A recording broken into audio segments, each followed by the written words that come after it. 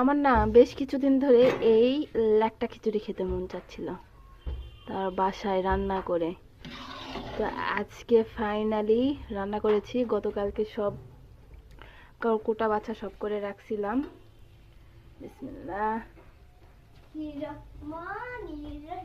আজকে সকালবেলা এই যে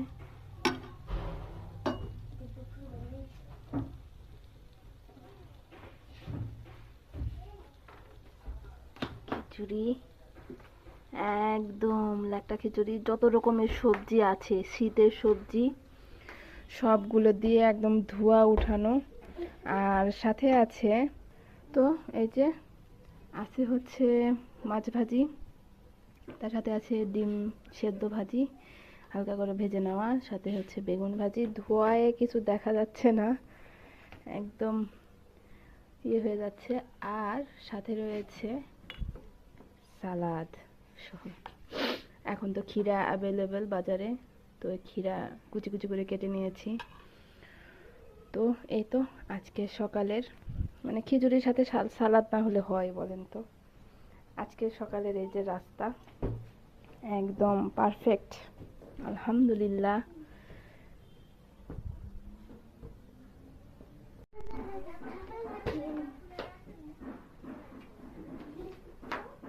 কার কার এরকম গরম গরম একদম ধোয়া ওঠা খিচুড়ি পছন্দ? একদম ধোয়া উঠছে কিন্তু সাথে সালাদ।